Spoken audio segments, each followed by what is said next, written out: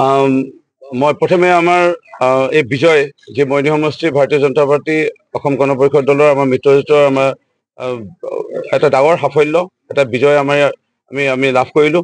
ইয়াৰ বাবে আমি এই বিজয় উৎসৱ আমি আমাৰ ভাৰতীয় সৈনিকসকলৰ আমি উৎসৰ্গা কৰিছোঁ।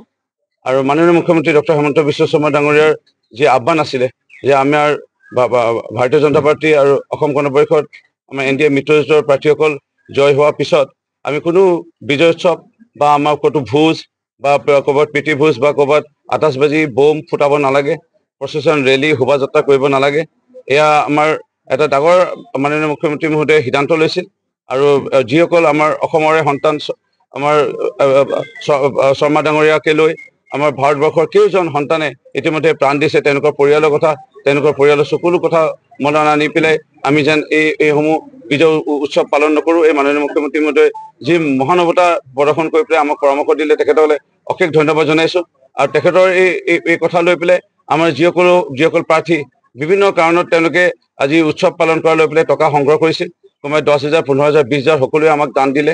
আৰু আজিৰ তাৰিখত আমি প্ৰায় 3 লাখ মান টকা আমাৰ একাউণ্টত জমা হৈছিল। এই 3 লাখ টকা আমি ভাৰতীয় সৈন্য বাহিনী নেশ্যনেল ডিফেন্স ফাণ্ডলৈ আমি এই 3 লাখ টকা চেক অলপ পিছতে প্ৰদান কৰিম।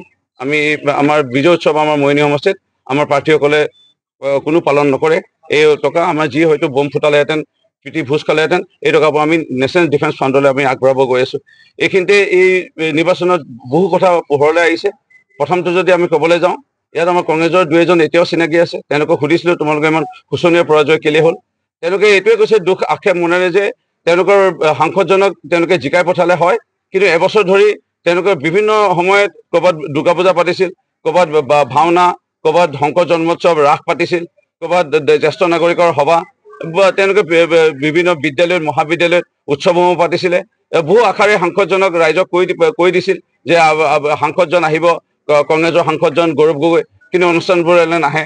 কিবা এটা টকা অলপ পঠিয়াব নেকি, ৰাইজে টকা সংগ্ৰহ কৰি অনুষ্ঠানবোৰ পাতিছে, টকাও নিদিয়ে বুলি এই আক্ষেপ মনেৰে কংগ্ৰেছ দলৰ নেতৃবৰ্গই যেতিয়া আমাক মনেৰে কৈছিল বোলে আমাৰ ইয়াতকৈ আৰু শোচনীয় পৰিস্থিতি আমাৰ আহিব গৈ আছে, তেওঁলোকে দুখ আক্ষেপেৰে কৈছিল। এইটো মই কোৱা কথা নহয়। আৰু সাংসদজনৰ আজিৰ তাৰিখত যি সামান্য মাননীয় মুখ্যমন্ত্ৰী মহোদয়ে প্ৰশ্ন সুধিছিলে, সাধাৰণ প্ৰশ্ন, এতিয়া মুখ্যমন্ত্ৰীৰ পিছতে এতিয়া সৰ্বসাধাৰণ ৰাইজে সুধিছে।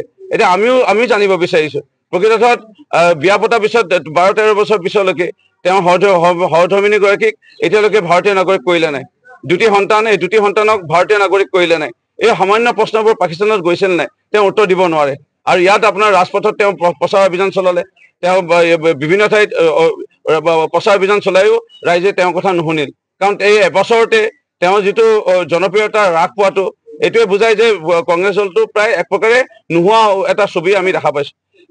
সমান্তৰালভাৱে যদি চাব যোৱা যায়, ইয়াত ফিতাহী মাৰি কথা কোৱা অখিল গগৈ ডাঙৰীয়াৰ যি নিজৰ গাঁও, য'ত মাক আজিও বৰ্তমান মৰিয়নি সমষ্টিৰ লোকখন গাঁৱত থাকে, পূবলেং গাঁও পঞ্চায়তৰ অধীনত, সেই গাঁৱৰ লোকসকলে তেওঁৰ কথা নুশুনিল। অৰ্থাৎ তাত তেওঁৰ ৱাৰ্ড মেম্বাৰ প্ৰাৰ্থীগৰাকীও জিকাব নোৱাৰিলে ৰাইজৰ দলৰ এই নেতাগৰাকীয়ে, চৌকল নেতাগৰাকীয়ে তেওঁ ৱাৰ্ড মেম্বাৰ এজন জিকাব নোৱাৰিলে, বা আঞ্চলিক পঞ্চায়ত জিলা পৰিষদটো দূৰৰ কথা।